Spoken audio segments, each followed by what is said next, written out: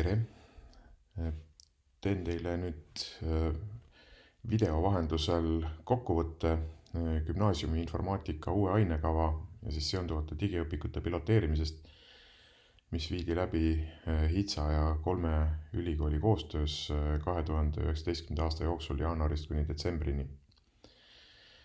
Nagu te ilmselt juba teate, siis gümnaasiumi uus informaatika ainekava ehk GINF koosneb eelkõige siis 5 uuest valikkursusest.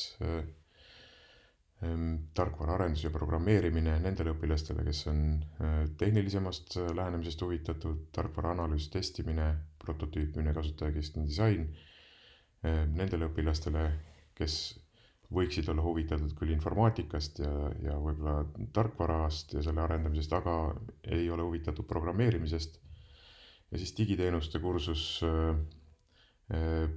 mis on mõeldud eelkõige tarkvaraprojekti juhtidele ja peab nendele, kes on huvitatud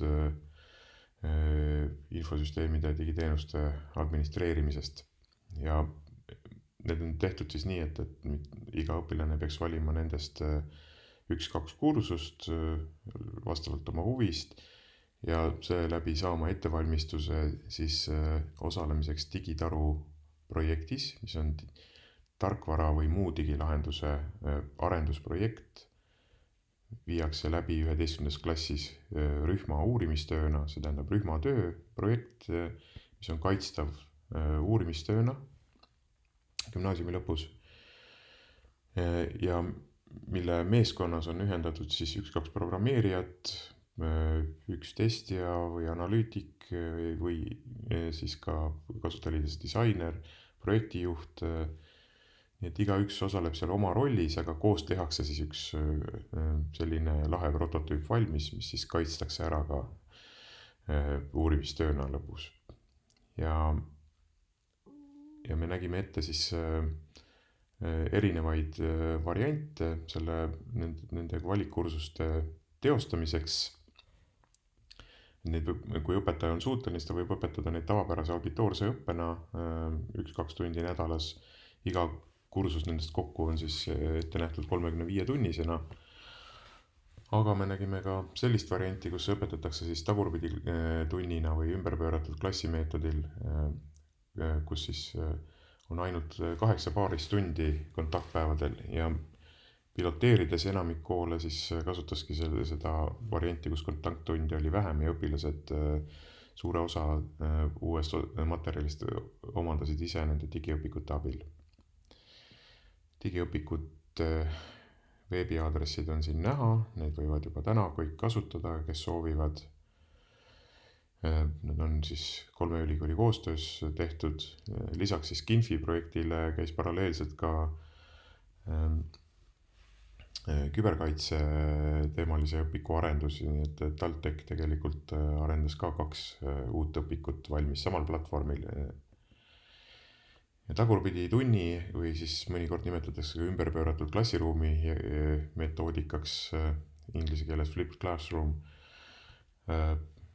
See käis siis niimoodi, et oli meil ette nähtud õpilasel iseseisvaks õppeks mingisugused uued õppeteemad, mille juures olid ka videoklipid ja interaktiivsed harjutused.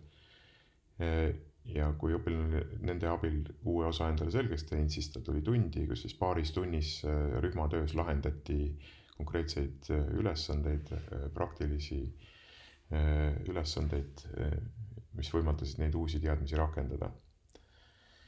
Nii et meid selles piloteerimises huvitasid siis päris mitu asja, et meid huvitas, et kuidas töötab ja toimib koolidesse uus ainekava, mis on ikkagi väga omanäoline ja teistmoodi kui teistes õppeainetes, sest need valikkursused on kuidagi omavahel seotud ja siis seotud omakorda siis selle uurimistöö digilahenduse arendusprojektiga.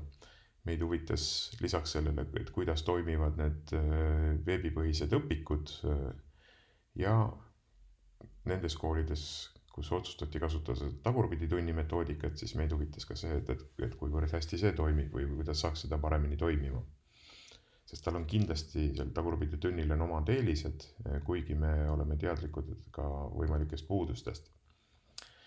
Üle 1000 õpilase osales siis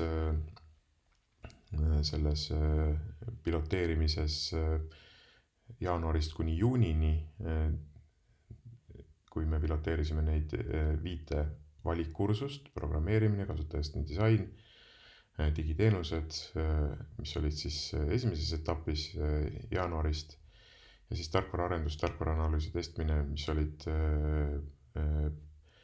õppeaasta lõpupoole. Nende lõpp jäi siis kuskile sinna juunisse ja seetõttu nendes 2 viimases valikkursuses osales vähem õpilasi ja nendest vähestest õpilastest leidis mahti vastata meie küsimustikule ka veel vähem omakorda, näete ainult 6 õpilast kummalgi kursusel.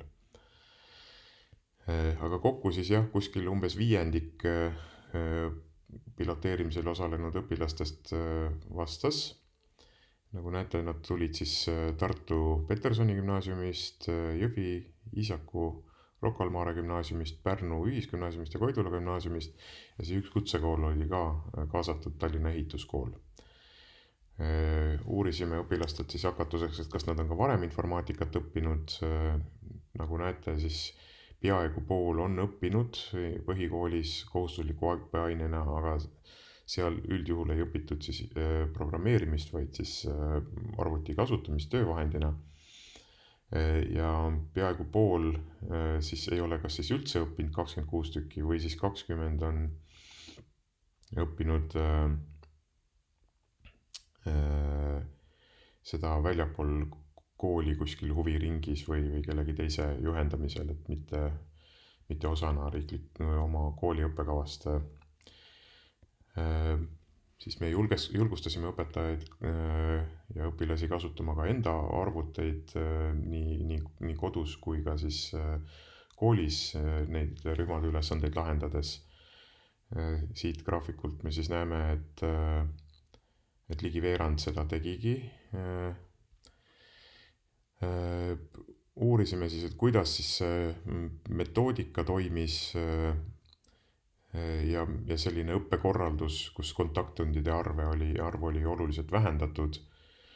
Ja siin me saime õpilastelt suht positiivse vastuse, et üllatavalt suur hulk õpilasi ütles, et tegelikult et neil ei olnud selle ümberpööratud klassiruumi vastu suurt midagi. See sõltus natukene koolist, et osades koolidest see tagurpidi klass toimus paremini ja tagurpidi tunni metoodika ja osades tekkis kuidagi algusest peale ilmselt mingi väike vastuseis sellele ja osad koolid isegi käigu pealt otsustasid minna üle siis sellisele suurema kontakttundide arvu peale, mis oli täiesti lubatud ka. Aga osad läksid kuni lõpuni tagurpidi tunni meetodil. Ja õpilased on suht positiivsed selles suhtes, et nad arvavad, et nende koolis leidub õpilasi, kes on tulevikus huvitatud sama valikkursuse läbimisest. Nad arvavad, et sellise valikkursuse pakkumist oleks tulevikus mõistlik jätkata. Üle poole õpilastest arvab nii. Nad olid rahul interaktiivsete harjutustega, mis sisaldusid siis nendes veebipõhistes õpikutes. Neile meeldis viis, kuidas valikkursuse piloteerimine oli korraldatud ja meeldis ka, olid rahul digiõppevara kvaliteediga, ülesannete raskusastmega, nii et üldiselt õpilastelt tulnud tagasiside oli suhteliselt positiivne sellele piloteerimise korraldusele ja metoodikale. Me uurisime ka, et kuivõrd õpilased ise omal algatusel pusisid, sest meil oli seal päris palju õppematerjalides ka viiteid mingitele täiendavatele materjalidele ja selliseid vabatahtlikke ülesandeid. Tundub, et enamik ikkagi pigem tegi neid ülesandeid, mis olid õpetajate poolt ette antud ja said selle asja endal toimima. Kuna kontakttundide maht oli enamikes piloteerivates koolides nendel valikkursustel oluliselt vähendatud, 35 tunni asemel oli ainult 16 kontakttundi, siis 8 paaristundi. Siis me uurisime, et kas lisaks siis nendele kontakttundidele toimus ka muud suhtlust õpetajatega, et küsisid õpetajatelt äkki nõu või et mis kanali abil, kas e-posti teel või muu kanali abil või e-kooli stuudiumis, siis näete, et e-posti teel oli siis kõige rohkem sellist online suhtlust.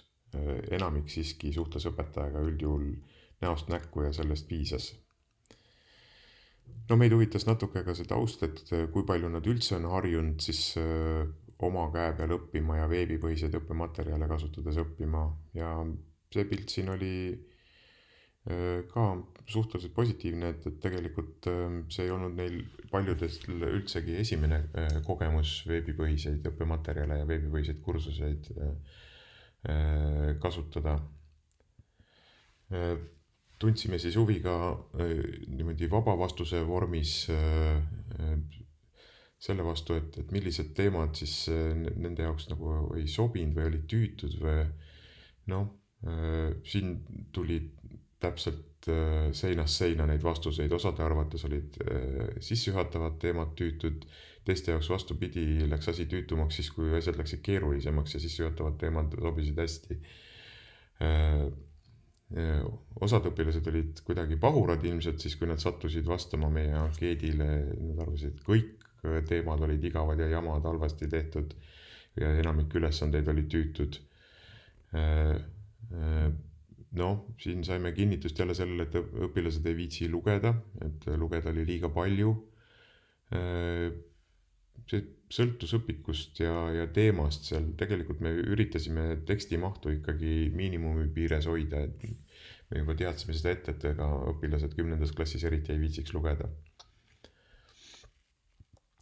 Küsisime ka, vaatasime neid vastuseid ka kursuste kaupa, et mis neile meeldis just nimelt digiteenuste kursusel ja disaini prototüüpimise kursusel, siis siin näete, et jällegi täiesti seinast seina, et osadele meeldib ise pusida, ise asju installida ja osadele jälle meeldib rohkem lugeda ja ise õppida ja aru saada. Osad olid pahurad siis tehniliselt keerulisemate ülesannete osas, mis nõudsid riistvaralt ka natuke rohkem ja ütlesid, et näiteks virtuaalmasinat, mida siis digiteenustes pakuti ühe valikülesandena välja, ei saanud kooli arvutites üldse teha, sest et need olid liiga kehva jõudlusega. Disaini ja prototüüpimise kursusel meeldisid sellised loovülesanded õpilastele, sest selle kursuse valisidki need, kes juba ongi rohkem ise sellise disaini ja loovuse poole kaldu. Ja tundub, et neile päris istus see, kuidas me olime selle kursuse üles ehitanud, meeldisid need ülesanded. Tundub, et ei meeldinud veebilehe loomise ülesanne, aga konkurentsiuuringu ülesanne ja stsenaariumid, persoonad, need tundusid enamikule väga hästi sobivat. Programmeerimise kursusel osadele meeldis Python ja need keerulisemad asjad. Osad vastupidi ütlesid, et siis kui asi läks nagu Pythoni spetsiifika peale, siis nendele enam asi ei meeldinud. Nii et osasid nendest õpilaste ettepanekutest me oleme siis arvesse võtnud ja natukene siis kohendanud ja kohandanud neid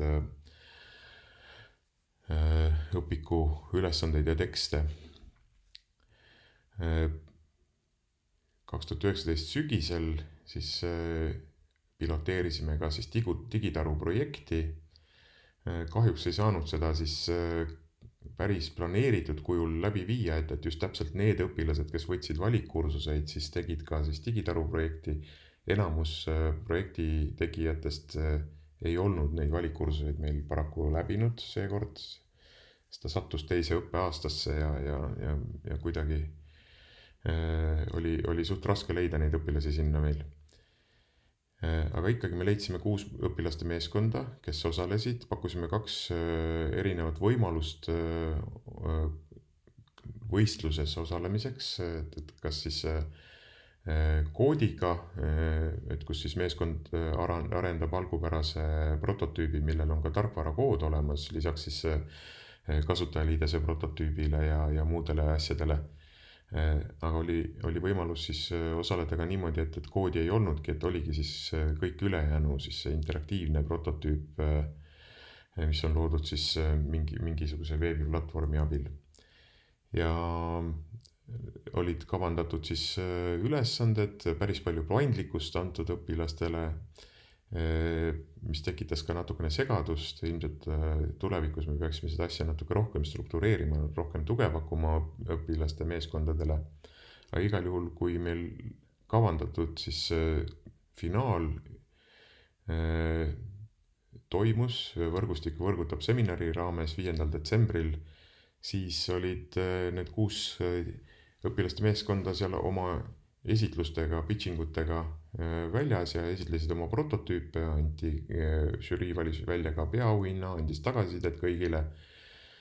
Ja kokkuvõttena võib öelda, et tundub, et sellisel viisil üles ehitatud uus informaatika ainekava ja selle baasil loodud õppevara ehk need interaktiivsed veebipõhised digiõpikud tunduvad toimivat. Ja me annaks nüüd siis rohelise tule, et soovitada nende kasutusele võttu siis võimalikult paljudes gümnaasiumides. Ja loodame, et aitate meil siis sellele reklaami teha ja ise ka katsetada seda oma õpilastega. Selleks soovime teile jõudu!